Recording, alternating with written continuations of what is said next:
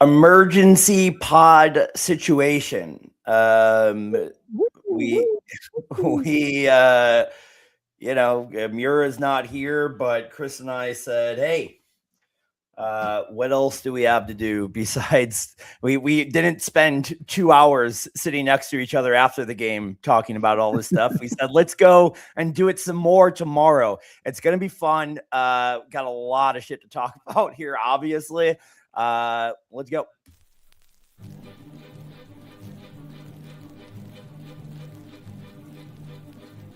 Acknowledge the fact that in one of your favorite movies of all time, you thought the slogan was "Ducks quack forever" instead of "Ducks fly together."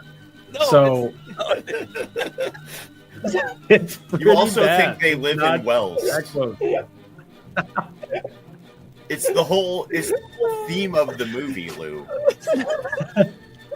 But he had the duck call. They go quack.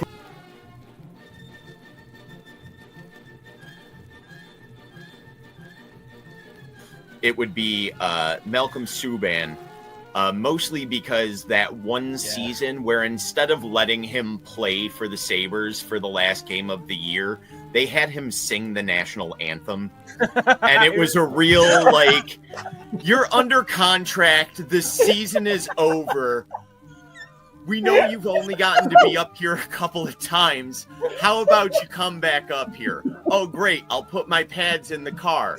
No. You won't need them. Just make sure you warm up the pipes when you're driving down the 90.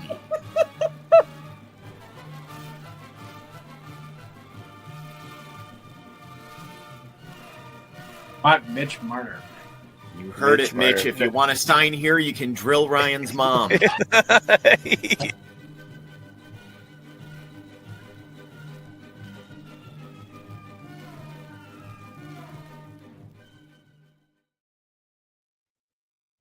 We didn't want to put that together with Marner and Ryan's mom. I mean, looking back at that hat trick yesterday, our star player not playing so good. Maybe we dropped the ball there with Marner and Ryan's mom. I'm still willing to. I'll send her out there. I don't know what she's up to, but why not?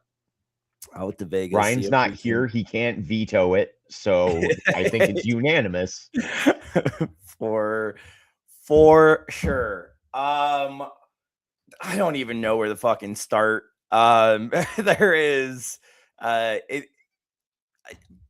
say emergency pod here. I am not freaking out as much as most people are, but it does seem like such a punch in the dick with how many things are like the type of things that are going wrong are a little scary. And so everyone's being a little overboard, I think. Where is your head at today? And then I guess go a little bit in the thoughts of, last night's game. I don't want to panic. It's a long series, but that was bad. And the classic, like, we got classic early March. We're on a 7-game losing streak.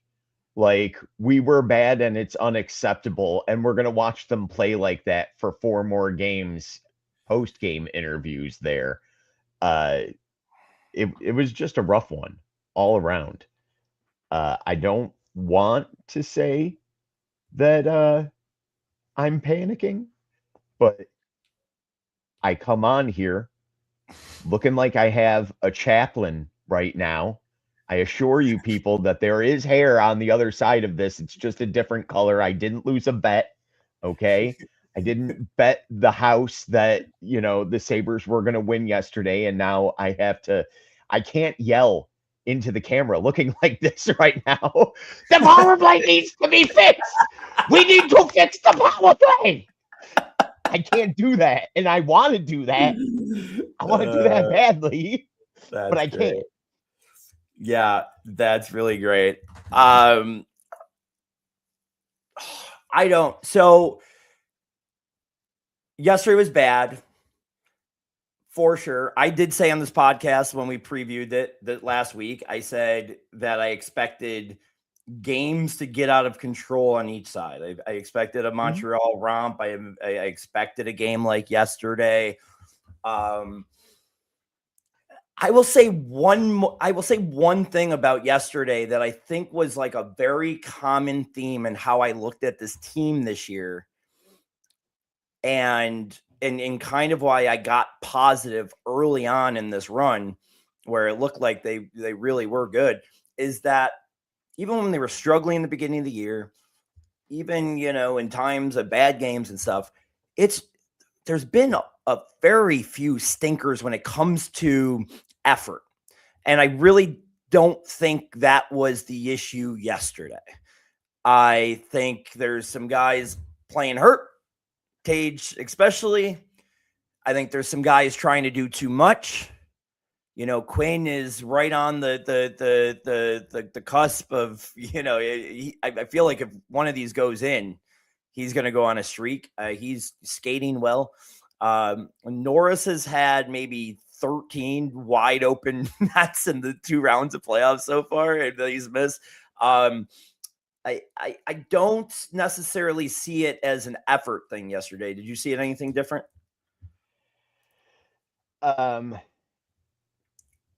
It was a weird effort. I mean, there's one player, 1.5 players on the team who you can say gave maximum effort for sure. And they're all Zach Benson, all 1.5. No, I will say late in that second period, and especially that third period, Alex Lyon was fighting for his life in the back end. And I mean that it could have been 12-1 by the end of that game. Like there were times where it was just like, what is even happening out there? And this was something that they just didn't have the juice yesterday. Like the passes were off. Everybody had stiff sticks. I'm not going to get into the injury bullshit. We can save that for another section, or I can get into it right now if you want. Sure. Let's get into that because we do have to talk about that. So, okay. Go ahead. And did you watch the full interview clip with him afterwards? Yes. Okay. So to me, I didn't read that as like I'm hiding a really big injury. I read that as kind of I'm as banged up as everybody else. I was more concerned about him talking about how he played than the injury thing, because that sounds like Ryan O'Reilly losing his love for the game at the end of the season. Like he did not sound, and it wasn't like oh man, I'd be crushing it if I was 100% right now. It was like I don't know what I'm doing right now. And if you're that hurt, I don't want you on the ice.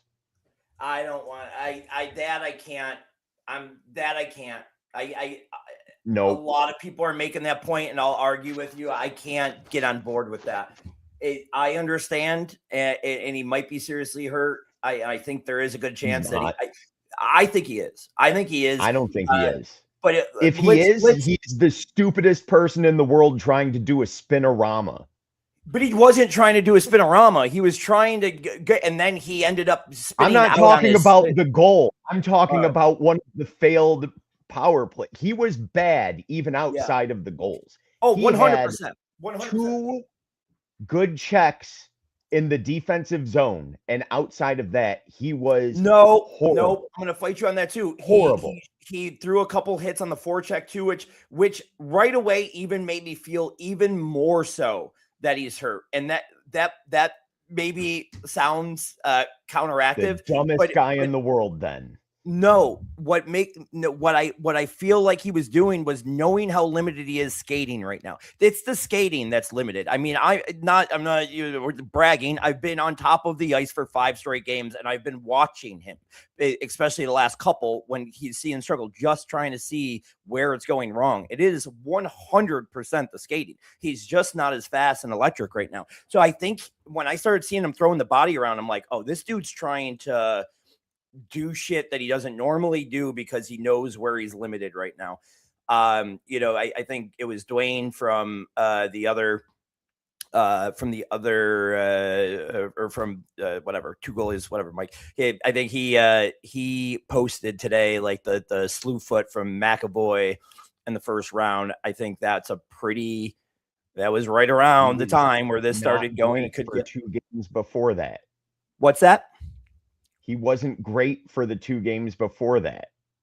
He wasn't, but it wasn't this. I mean, literally the last 3-4 games, it's been not. And again, I am just 100%, and I'm not trying to like argue with like calling it's, but to me, it is 100%, like it's factual. That he is just not skating as fast, and I don't think that's by choice. I don't think he's like, you know what, I'm bummed out, or whatever. No, it's not like he's like on the cusp of things, and he's just going through a goal drought and getting frustrated with himself. It is he can't even control the puck right now and get it in, and honestly, it's I think it is pretty serious, and I do think that reaction was a reaction of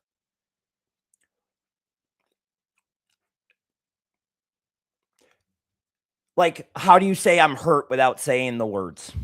That's what that felt like to me. That he will get the word out that he's hurt, so he could kind of get the pressure off his shoulders a little bit, but he didn't come out and say it out loud.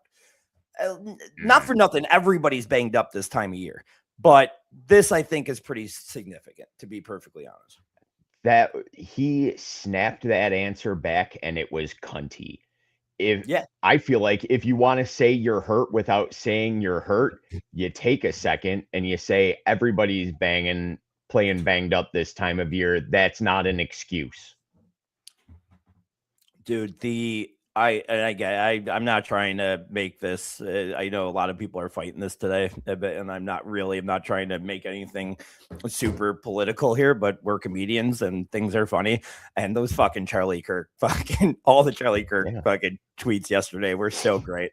They were so good. And fucking bravo for everybody that had those, because they were so good and they're funny, and I hope he would laugh at them if he saw them, because they were just good humor. But I think he's struggling. Let's see what Pete here is. Both teams have tried their game. Now both teams know a bit more of each other's tricks. Games will be tighter now. To a certain extent, they played each other a lot in the regular season. We're gonna bounce all around here. I thought Lindy's like his comments about, was it Suzuki, where he was just like, know the player well.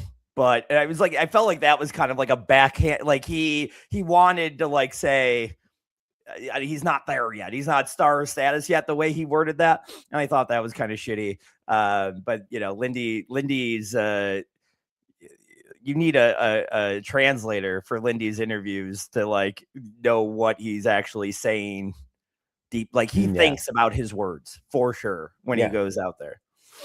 But for sure. Mind games, 100%. I think he plays them a lot. I do think that, like I said before, I don't think this changes my mind at all. I do think the Sabres will get away from them one game. They're just both explosive offensive teams. And if you don't come, or the goalie doesn't show up one day, or gets a little unlucky, I mean, Lyon wants those first 2 goals back, right?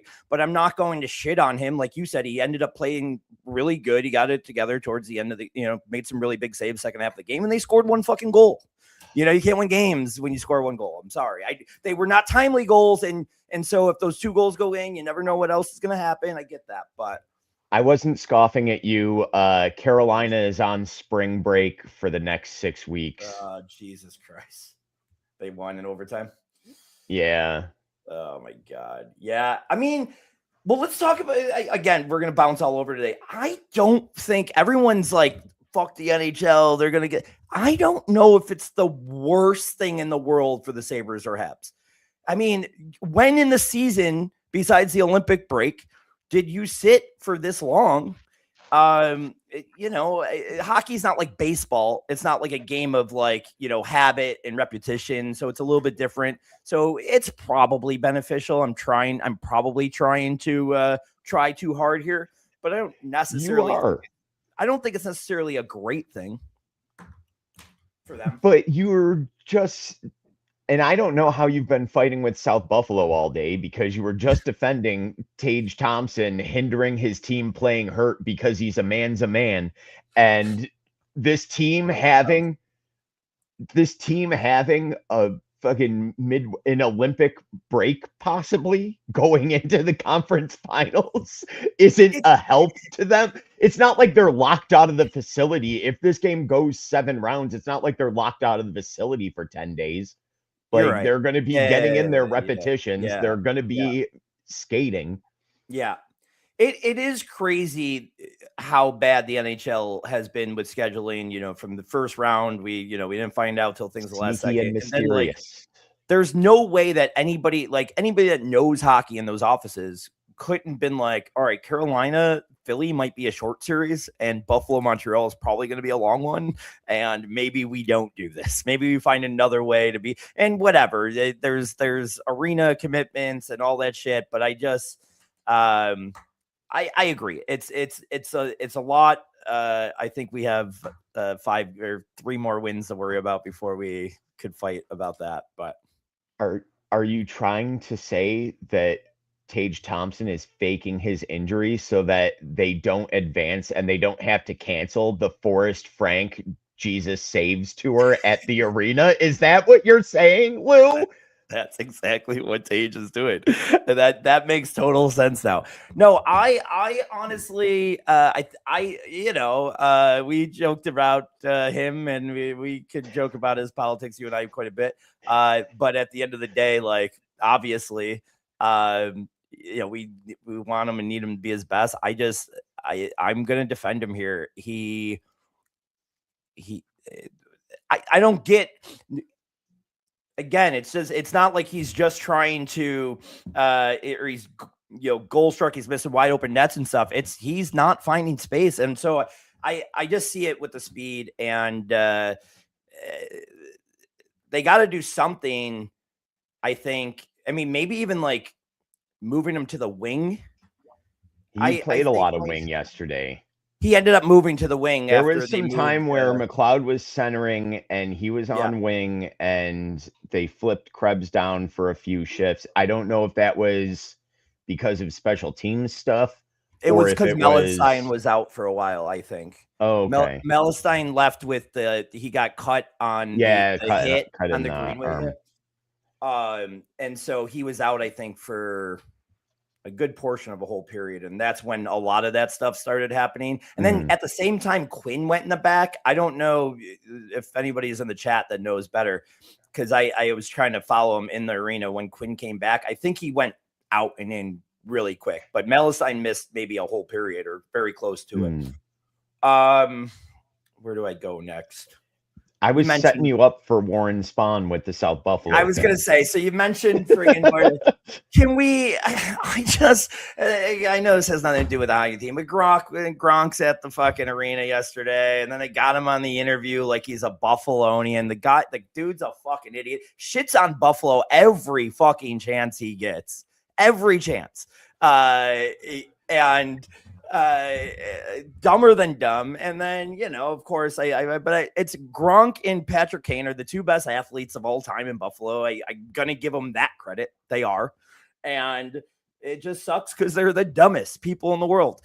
And that's who we are represented by. We are represented. They look and talk like a city that jumps through tables and squirts ketchup and mustard on people. That's exact, and that's our That's representation. one guy. Whatever.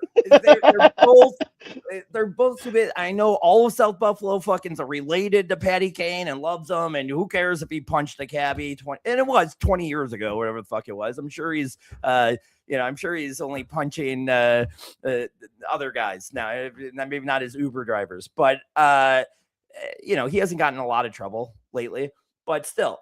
Both tool bags, and then everybody came to South Buffalo came to defense for Pat Kane, but then everybody else was like, "What about Warren Spahn? What about Christian Laettner? What about?" And I'm like, dude, this wasn't about I'm not omitting people. Yes, they were all greats, and there's some really good athletes from Buffalo. All I'm saying is the two best are the two dumbest, and I don't want to be represented by them anymore. And can we keep the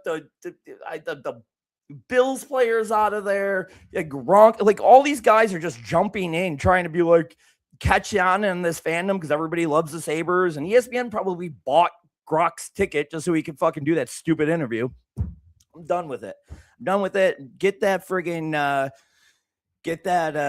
juju out of my fucking arena, that dumb juju. And also, I got called a fat podcaster today. Do they not know I've been in the gym 3 days a week? I fucking ate kale today. Fuck you, dude. I'm pudgy, not fat. And that hurt my feelings. And then another guy just responded with my profile picture blown up, which one, mean, but two, it's my profile picture. I chose it. That's the best I look. So that's not a really good diss, in my opinion. If you went through my Twitter, I'm sure I had one that was very ugly one day of the media, and you could have done that. But my profile picture, I don't know if that's the one you want to diss me on. It's the best I'll ever look. I'm not saying it's good, but I'm solid 7.5. Habs in 6. Tage is a ballerina. I called him a pansy, Mark Louie, and you spell that Mark with a K when you come in an American chat room. All right, yeah. You can't hurt me with your comments. But Habs in 6, I'm kind of feeling like after last night might be likely. This is an emergency panic podcast. Yeah, I'm not there, dude. I'm not there. I do feel likely it's going to go 7. Nope. No dumb French in the chat. Not happening. We are not having this. It's fine. Canadian fans can come in. The ones that came in the last podcast were all cool and they were all nice. You guys won one fucking game, and now you're coming in here calling our players ballerinas, and I fucking hate the kid. And now you got me sticking up for him, and you're speaking French. Your fucking language is dumb and stupid. And get out of here. No, I'm joking. It's dumb. You guys are very nice. You guys have been very, very nice. For the most part, I've been shocked by two things. If we want to get into the attendance and stuff like that, and how many, I've been shocked that I feel like the Montreal attendance has been low compared to what I expected, especially when the secondary market dropped. I expected really 50-50, and there was a little bit more last night than game 1, but not much. I felt maybe 20% last night.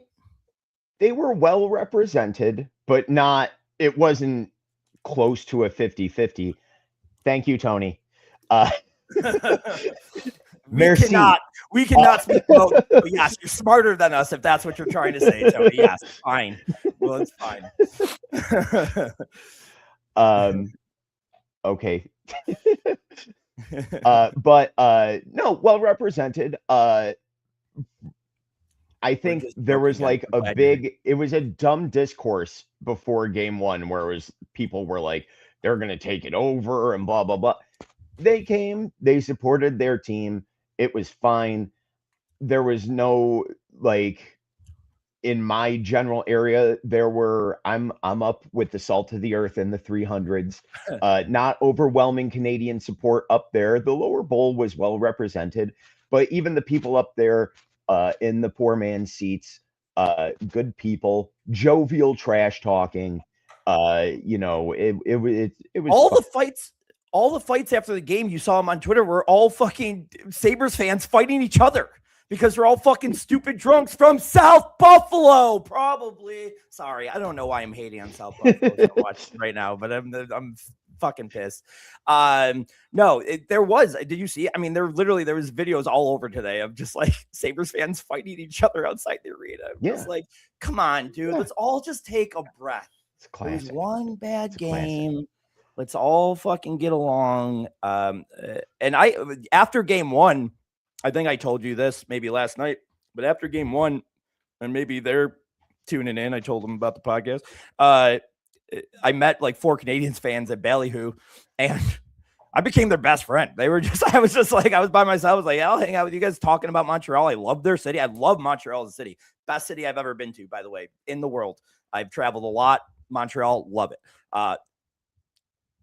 Just awesome. Beautiful architectural. You're all beautiful, women and men. I don't know how you're all so hot, but you're all hot. There's not anything under a 9 in Montreal, men or women. It's crazy. Yeah. So I love the city. And I've loved the fact they invited me to come up for a game, maybe in Montreal. The one dude owns a restaurant, so I'm ready to go. Maybe for game 6. Definitely not 3 or 4. Maybe I go up there for game 6. Make the trip across Canada.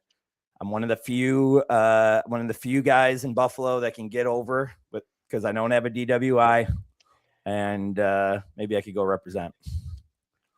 I'm allowed back in. They've let me back into their fair nation. I did my time after my youthful indiscretion. Been to a few Blue Jays games. Haven't been to Montreal yet. Love your steak seasoning. And I'm not going to lie, like, even though yesterday was bad, like, I am enjoying watching great hockey, whatever game it's been in. Like, yesterday sucked, but it was also, like, I'll bring up something that Marc Louie wanted, power play. Their power play is sick. It rules. I'm like, yesterday was the Canadiens. Yeah, I mean, they were buzzing they're tough. when they had the man. I feel like they did do one drop pass in a mocking fashion. I wasn't a fan of that, but outside, once they get the zone, they are. Dude, I swear to God, I saw that drop pass. One, it worked. They did it, and then they just skated right by us. It was even worse. I felt right when I saw the drop pass, I was like, "Oh, they're mocking us," and then they just skated right by us. I was like, "God damn it, they mocked us and did better." It's so brutal. As a comedian, that's like a heckler getting you on stage and being funnier. It's so brutal. Yeah. Oh my God. It's so fucking dumb. I just don't get it. Again, we've talked about this all year. Every single person has screamed for Appert to be fired. It's not happening during the playoffs. Lindy just keeps on casually talking about how it's going to get better. I don't understand in that game where you don't just at one point say, no more drop passes. Don't do it. It hasn't worked. You did it 15 times. We tried it 15 times. Let's do it one more time. Or let's be done with it today. We'll work on it in practice. Maybe they could go do it next game. But when was it going to stop was my issue. It was almost the third Sabres power play. They did not do the drop pass for the first minute 45. They entered the zone 3 times and held it for a couple of shots before Montreal recovered and got it clear. But they entered the zone and were able to set up. And then, with the power play waning, they decide to do a drop pass, get jammed at the line, and then a breakout pass to the man coming out of the box, and it was just stop. Dude, stop. It's so crazy. It's baffling. They started. Now this might have been. They did just come off of a first line shift. I believe. I think they were just off the ice. But the first power play they did start with the second unit. Which I did expect to see no matter what. I don't know if that was due to the first line just coming off, but I expected to see that because they had the 2 goals the first game. let's get into them. We mentioned them in passing. I mean, obviously, Zach Benson is the fucking story of the Buffalo Sabres right now. This dude Right is now, yeah. a fucking. It's insane. I've shit on him. I haven't shit on him in this podcast. Everybody loves him because he's a little dumb carny, and he's tough. He's 20 years old. He's like this. Just he bites ankles. He's everything you want in an agitator and whatever. But I always felt like a lot of people thought too much of him as a goal scorer, and I just never thought that he was going to max out more than like a 20 goal guy. The way he's playing in this playoff run has changed my mind. Like I feel like he might be able to grow into that even 30 goal range at some point. I mean, he's 20 years old. He's 20 years old playing like this. And already, I mean, everybody on that Canadiens team hates him. He's under everybody's skin. He's drawn how many penalties in 2 games? 4. And you would think sometimes when these agitators, get going, the refs start looking for reasons to call them. And it almost seems like the refs are like, he's doing his job. Like as soon as he gets that retaliation, it feels like the refs are like, he caught that slash last night and they threw him right in. I don't know. He is that shift where he scores the goal yesterday might have been the shift of the year that any Sabre played. It might have been. I told my uncle this today. You can say I'm crazy because I know that first game when we came back down from 2, it was pretty nuts. But that might have been the loudest that arena's been during the playoffs. After that shift, after that goal, I feel like everybody was like, 1, it was amazing what he did. But then 2, it's just like, I feel like everybody was like, here it goes. Here's this team. They could do this. Yeah. Then they didn't. But it felt that way in the moment. Also, quick shout out. I know you said that everybody hates him. Quick shout out to Matheson for a little sportsmanship during the scrum when they're on the ice. Dude, that was crazy. At the end of the day, it's a job, so I appreciate that. And he even took a little bump to the back of his noggin himself during that. So like I said, like it's not bad blood competition with these teams right now, and I dig that. Like it feels more just like, hey, we're 2 good teams and we want to go on in this playoffs. We're gonna play tough, but like the cheap shot shit that was happening in the last round wasn't happening like this one is. The Habs fans are taking over this podcast right now, which is great. I do they love it. are. We're at 50-50 in the room right now. It's fine. It's fine. Sorry, I didn't we mean are to going to watch some old Sesame Street reruns from the CBC to learn some French, so that we can turn into a Canadiens podcast if it is in fact Habs in 6. Yeah. Oh, Pete, come on now. I want to. I want to just run on that Matheson thing for a second because I had on the show sheet to mention. I mean that's a veteran player that is. I mean, but that in that moment where that dude was again under everybody's skin, and he not only did he just like do a simple thing. I mean, fucking like you said, he took a hit because he was like protecting. He protected him like a fucking child in a terrorist situation. It was like on top of him like there was an active shooter on the ice. I was like, dude, that's awesome. Whatever.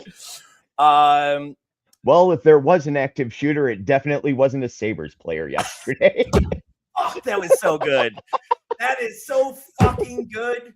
Man, let's just end the podcast right there. That's like a mic drop, and I'll clip that, and then fucking that's so good. That is so In fairness, this show was so much more fun when the Sabres were bad. It's so much more fun when the Sabres suck. It's so much more fun. When they're good, we're like, but every time they suck, we're like, this show is awesome. It really is true. I want to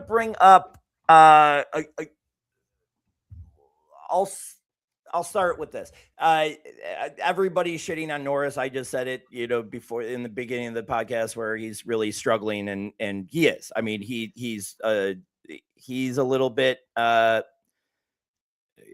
goal struck. He just, he's had a lot of opportunities. He's missing really good ones. I counted, I think it was game 2 of this Boston series where he had like 2 wide open nets that he missed, the one-timers on. Yesterday, he had a couple good opportunities. He's becoming a pretty easy target for Sabres fans. And they're like, maybe people want to move Benson up to Tage to get him going because they always play him. Hear me out. I think he does a lot of things to help drive those two as far as Doan and Benson. I think he does a lot of the stuff that, because he's very smart defensively and positionally, and again, a leader out there with 2 young kids, I would not want to break up that line right now. I know he's struggling when he gets his opportunities, but that line's flying and it's by far their best line. I want to give him his props. I don't love the player. I hate that we're paying him what we're playing, but this is what we're dealt with right now. Is he's on the team and he's a good hockey player. So I don't want to talk about that move yet, unless the only way I want to talk about this move is if Thompson's really hurt and you got to move him to the wing. Norris, Thompson, Benny would be fucking fun. That would be fun. I mean, if Tage is really hurt, we're all a little hurt by Erica Kirk and Candace Owens feuding. Yeah, it is. I think he is. I agree with your Norris assessment, though. I think his ability to play on the back half of the red line and to set up on a breakout a lot, like they run a 2-man forecheck when Benson and Doan are on the ice, because they are both quick enough to get back into the play, and Norris is good to kind of float that middle and cover 2 breakout lanes. Can I get you? I don't remember if it was you, Ryan, or both of you that shot back at me about this, but can I get you on board yet on how fucking useless Jason Zucker has been? And that could be an injury thing too. He was injured late in the year, right? I believe. Didn't he have like a little bit of he missed some games towards the end. And so that could be maybe an injury or just one that lingered to whatever. But man, he is just useless right now. I mean, just not even creating opportunities. He hasn't even had them to, say, oh, he's stake bit or missing opportunities. He looks like Greenway did 6 months ago. He looked like the Greenway that we hated. He's just slow. He's not. That line was, the best line. We said it all year. Like, just don't mess with that line. Don't mess with McLeod, Zucker, and Quinn, because they were going. And now that sputtering, the torch has been passed. Yeah. So I mean, yesterday everybody looked bad. I will say, late game 1, that line in particular had a lot of the third period cycle zone possession. We're not even going for shots. We're playing keep away, and they looked good. They did the same thing in that closeout game in Boston. I will say, when they do need offense, he does not look great. A couple of close calls on some chip-ins, but outside of that, not much going on for him. You see, they switched up the power play today. I did. Benny, Tage, Quinn, Doan. I believe that's what it was. And Darlene. And Darlene, yeah. Which I like. You can't take Darlene and Tage off the top unit. And honestly, again, not to keep on saying the same shit, but if Tage is hurt, like, that's the one place he could help you. Probably. I don't know. If it's a knee, he's probably having trouble, with that one timer and pushing off of that. And I'll tell you what, everything that he's struggling with tells me that was the play he got hurt. because he's struggling pushing off on a shot. He's struggling skating. I think it's a knee thing. But I don't want to hear the excuse when you were like, if you're that, I never finished that point. When you were like, oh, if he's hurt, I don't want him playing. I don't want to hear that, dude. They play. If he's so hurt that he cannot do the things that he needs to do, then he shouldn't be playing. I still want him to tough it out. The best players. I want the team to win. I get it. Players. I get it. When they are like that, don't ruin things for their team. They win the fucking Conn Smythe in a losing effort in the Stanley Cup Finals.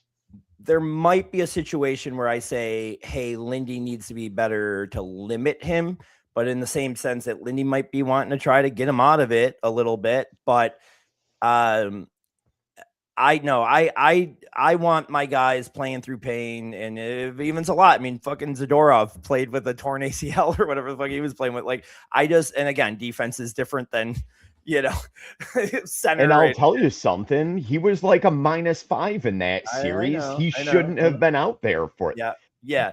Well, Zadorov is a guy that you can sit when you're hurt.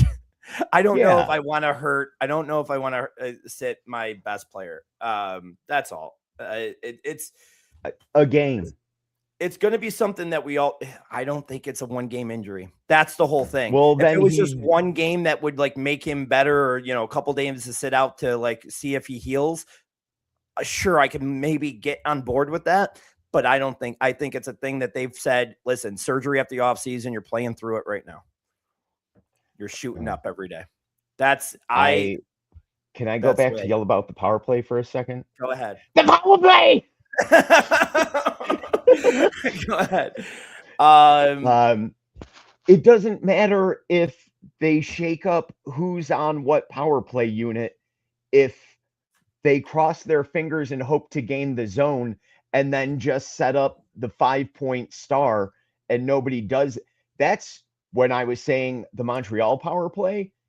Their power play, the Sabres power play, when they do get a chance to set up in there and they do that perimeter shit, and the Montreal penalty kill gets in their diamond and they're just standing there because they know nobody on the Sabres is going to skate in and draw them. And what they did on their successful, I would love a dump and chase power play at this point. Yeah. What they were doing was they would set up with their perimeter pass, somebody would skate in, draw 2 defenders, and then they were going for that backdoor look, and they had a bunch of chances with that and a couple of goals with that. And it's just they need more than just fresh faces. They need somebody. Just give Dahlin the Quinn Hughes talk of, you're quarterbacking this power play and move around the zone. Everybody else is positional. Everybody else, you are going wherever you want. Don't Ralph Kruger him into staying above the dots. I feel like he's at times moved down low. I want to repitch my idea from, I think maybe a few weeks ago when we were all really set on how bad this power play was going into the thing. And even more so now when we're talking about it like a dump and chase type of approach. Beck Malenstein makes sense to me on this power play 1. He really does. You get him in there to win the battles on a dump and chase, and then you put his fucking fat ass in front of the net and, create traffic. And he's one of the few guys on this team that's willing to go in front. Tage is, but you don't want Tage there. I will give Tage that credit. Tage will in Team USA, we talked about it, when we were watching those games. That's where he had to go because they had, Matthews and better shooters and stuff like that. So he was playing in front of the net, and didn't he get a couple of power play goals, I think, during the tournament? Whatever. That's not where you want him. I get that. But a guy like Malenstein, I'm still going to say a guy like Stanley. Stanley's fast. He wins battles. He's fast. He wins battles. Put him at the right wing during the play, during the power play 1. Let him go win the battles, and then put his fucking 6'8" ass right in front of Dobis. And Chara did it. Chara did it in Boston for years. I'll tell you what, do something different. That's all I'm saying. Do something different. Yeah. I just don't want them to get 2 goals the other day and think, oh, that could happen, because every other game has looked like shit. Yeah. What's he saying here? Oh, it's Pete I saying. just the Like poke check poof rush is over. Pete, you guys don't even need to poke check sometimes. We hit that drop pass, go to skate in the zone, put it right onto your stick. We don't even make you work for it. See, I disagree, Pete. They're bigger. I don't know if they're much tougher than you got. I mean, they have some size. We have some size to us, but like, I don't know if we're much tougher, quote unquote, or better. There's our fourth line, stuff like that. I think we're the one team. I think we're the 2 teams in the league that can talk about who's faster. I really do. And I think that the Sabres' strength is speed. And I don't know if I want to try to get into a hitting physical. They try to do that with Boston. And again, Boston's a little bit tougher, but they try to do that with Boston. And then they started playing outside their game. I want them to play their game that they played all year, skate faster than the other team and create opportunities. And is that going to create more opportunities for the Canadiens? It sure is. Go win a fucking 6-5 game. They tried to do that yesterday. They out hit them 2-1 yesterday. And you know what? That was something after game 1 when Martin St. Louis was given the, we had a lot of space out there. And every goddamn reporter asked Sabres players and Lindy Ruff about it. And I was like, don't fall for the bait. They're going to want you to try and win battles that you shouldn't even be having. I'm not saying don't hit a guy, but like Greenway with that big shoulder in open ice, and the puck rolls off, and he's looking down, admiring his work, and not trying to advance. They were down 2-0 at that point. Yeah. Like, what are you doing? And they came back. That didn't they score a goal right after that, right? Because I believe that was when they got to 3. They came right back. Yeah. So yeah, I agree. I just don't want them and not for nothing, but those guys that have that in their game are the worst players on the team, and I don't want them out there more than they have to. Greenway, I've been back and forth on him. He's had some really good games. He looked great, obviously, game 1, whatever. He scored his first goal in fucking, 17 years. But he physical. I love the hit, yesterday. He's looked faster than he normally has.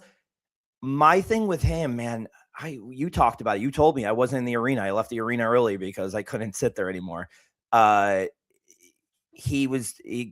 watched it later. He gets cross-checked 17 times and refuses to fight. And he's done this like 4 times in the last couple months where he's gotten challenged to fight and he won't. His injury was not like concussion or anything. I think it was something else, right? If I remember right. Back. So like something with his back. I'm not trying to tell guys that they need to fight, but like at the end of the day, when that's been your reputation and that's probably the role you have in this league right now, I just want him to respond in that situation. I want to fight there at the end of the game to maybe set a tone for next game. You're getting cross-checked in the fucking face after you lost 5-1. What are you doing? He's just sitting there fucking taking it like a pussy, and he's a tough dude. We've seen him beat the shit out of people. So like, I want to know. And I have to imagine it's an injury or concern of the back or a concussion or whatever, or maybe, I don't know, something changed with him because that dude used to whoop some ass when he had the opportunity. He was a good fighter. And that's 4 times in a row he has straight been punked. And I don't even care about the other times if you're like, oh, I don't want to take a dumb penalty. But in a 5-1 game, at the end of the game, when, you just got shit on, go fucking set a tone. Go make a point. And I just couldn't believe he just fucking ate those fucking cross checks to the mouth. And really just did not even like, oh, the refs broke us up. It was the unnecessary roughness movie. Blow the whistle. He was like, he wanted to get out of there. He's like, refs, get in here. Come on. He didn't want to be any part of it. I hate that. And that brings me to my next point. And I think this makes sense for Montreal, especially because you don't need to be as tough. I want to see Helenius. I know we're not going to see it in game 3. Obviously, the practice lines came out. Carrick will be back, which is, we didn't even bring up his name. We've talked about him enough and how huge his addition will be. And I'm sure Canadians fans, I'm sure Pete and the other guys in this thing don't know how big of an addition that is. But do you know how you guys have won 85% of the faceoffs the last couple games? Well, that's a I was just about to say, if we could break 40% on faceoff wins, that would be great. He's a huge addition because of that. Yeah. I don't know what his injury is though, because that's what I was thinking. Like, what if the injury was like an elbow or something? Because we don't know, right? And he said it wasn't. He said it was what nobody thought it was. We thought it was an elbow or an arm, whatever. And he said it really wasn't an injury that you normally get in hockey. I don't know. It was all weird how he explained it, but I don't want it to be in the arm because I don't want it to affect his faceoffs. Like that's where he is going to be beneficial.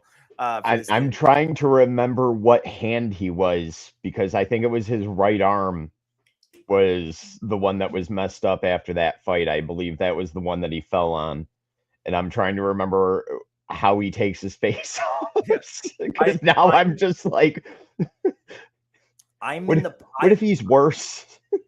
Yeah, no, but yeah, they're like, damn, you can't even win dude, it would be horrible. I'm at the point where power play 1, I'm starting him on the ice at least. He wins the face off and he gets right off. He wins the face and get up. Power play 1, you always start in the other zone. Let him take that fucking face off, because so many fucking times are they losing. Norris is taking that draw, losing it, and then it goes down and you're 20 seconds. 20 seconds there, you have less. And then you fucking have to reset and do your fucking stupid push back to the fucking blue line thing. And now it's 40 seconds. So like that initial face off is so important. We haven't been able to win any of them. I'm putting Carrick out to at least start power play 1 to win these faceoffs. He's out there for every important faceoff to me. Get him off the ice after, but like this team is fucking brutal with fucking faceoff. So I'm all about it. Helenius, back to him. Do you think that this is? I don't think this has anything to do with the entry level contract. I think that this is Lindy saying he doesn't have a spot for him right now. I don't think he thinks he is ready. It's so dumb. I think if you lose Norris again for a game or two, like you did with, and Oslin came in Boston, I think that's when you see Helenius. I mean, he's not in with the main team in line rushes. He's commanding a line in practice right now. Yeah, it's the Black Aces, but he's centering a line. I don't want to bring him in and put him on the wing. I think when he was up before, there was a couple of games where they tried that, and it just, when they got a little center heavy, Oslin thrived when they moved him to wing. He stayed consistent all the way through. Helenius struggled with that a little bit. I want him right in the center. You get him with somebody like a Krebs on his wing who can take the draw if he needs to, but let him play that end-to-end game that he's been successful at every level now. I feel like we see him before the series is over. And even more so if you have to move Tage to wing, right? Because that's one less center. Yeah. And so now you do that. And so I think that's an option. I tend to agree with you. I think it would have to be a top 9 guy. I think Lindy loves this fourth line too much. And I just don't see him taking out because who would you take out right now? It'd be Greenway. Greenway is the only other name that you would take out right now. I mean, Zucker, I'm ready to talk about Zucker. Yeah. I don't think Lindy does that ever. I don't think he would ever pull that big of a trigger, but I'm ready to talk about fucking Zucker if this continues, because healthy, you're not pulling one of your top 9 for him, and you're not pulling Greenway because you like what he does before. And then you mess it up because then you got to put Krebs down there. I don't know. Yeah. You're not necessarily messing it up. Krebs would be, fine doing a fourth role. You put Benny up on the top line, whatever. But it's a lot of juggling, though. It's a lot of juggling, but this team needs maybe a lot of juggling right now. I hate, again, we're overreacting with one loss. It's one loss. Yeah. It hasn't been offensively the team that we watched all year. Yeah. I've been overreacting to a lot today. Let's take it back a second. Yeah, that was the worst hockey team I've ever seen in my life last night. But some good things. We talked about him, Zach Benson. Second, the chocolate banana milkshake that came in this lovely commemorative cup. Pretty good. Pretty good. Frozen chocolate banana on top, sticking out of the whipped cream. Am I glad that I didn't get put on the Jumbotron when I was eating the banana out of the top of the cup? I mean, I don't know, maybe I would have made a new friend at the end of the night. You never know. But it was very good. My girlfriend was looking around during the game and was like, who eats ice cream during a hockey game? And I was like, are you fucking crazy? Yeah, me too. That's the exact time you fucking eat ice cream. You know what? Actually, there's no bad time to eat ice cream. There's not a bad time to eat ice cream. I looked at her like she was crazy. We almost broke up. It was not like they were down 3-1. Yeah. I needed that milkshake. You needed some joy in your life. I get Yes. it. I guess we'll be back Monday, so we'll only have one game to talk about here. To overreact about. To overreact about. Is it? Are you happy coming home 2-2? Or like, does that make you feel clueless about something? Yeah. Don't worry. The worst no, part I'd prefer them to come down 3-1 losing. Like, what are we talking about here? If they go split Montreal, no, I'm just saying. I'm fine with I'm just saying. I guess what I'm saying is that, of course, I know it's dumb, but like, will you be happy coming back 2-2? I mean, it's not. When we went to Boston, we won both and came back 3-1. If I told you, let's just not play the games, we're coming back for a 3-game series, you into that? Yeah, I think so too. Hey, that's old gambling Lou right there. Can you say go Sabres? Go ahead and say go Sabres. Go on, say let's go Buffalo. All right, got to go upstairs. Hi, Jelena. Okay. Go on, go upstairs. Hi. Sorry, she heard you screaming power play with your fucking Nazi voice.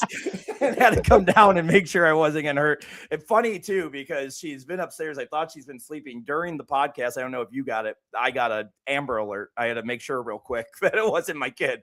But here she is. So she's good. She's fine. Yeah, it's like she's not harmed. She is stealing a juice box. She's fine. Well, on that note, she came out because she heard me yelling about milkshakes. Yeah, that's it. You heard about milkshake. Go ahead. You can take one. While we're distracted, Pete, South Buffalo does eat the banana for the shape. That's a pretty good South Buffalo chirp. That is, I get good South Buffalo chirp. I don't know. We don't need to alienate all South Buffalo. Some of my favorite. No, we're a Canadiens podcast now. We're just. I cannot wait until after this series. We will hold on. Yeah, you're naked. You gotta at least stay low. Okay. But yeah. So we will. I'm gonna get her out of here. I think it's time to end the podcast. That's it. Her mom's gonna love that. All right. Well, we are definitely not definitely, Pete. Let's wait till the series is done, but we might be a Habs podcast here soon. Okay, I'll be there in a minute.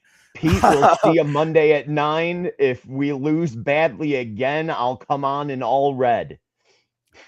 Oh man. All right. If we lose by more than 4 goals, and I'll do a heel turn on the podcast. If we lose by more than 4 goals, I'll wear a Habs jersey Monday. I don't have one, but I'll find one. We're not going to lose by more than 4 goals.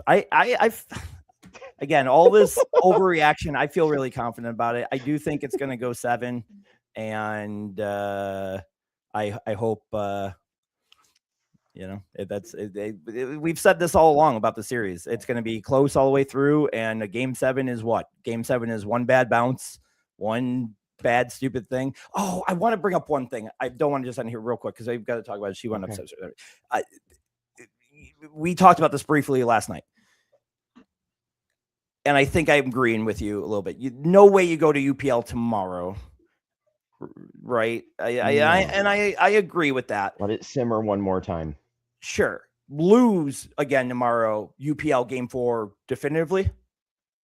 I think you lose tomorrow, you go UPL definitively, only because I think one, Lion can take it, but two, that was the rotation through a good portion of the year, was you play till you lose.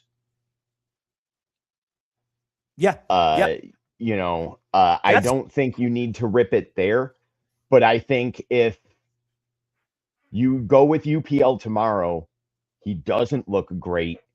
Even if Lion mentally can take it, what if he comes back and is not good the game after that? Like, now you're in a hole. Now you can't go back to UPL and you're down 3-1. I agree with that, because I think the team is so mentally down after that game, and you heard Tage pissed and all this stuff. I think that you couldn't afford a UPL type goal in the first period, because I think that the team might crash and burn.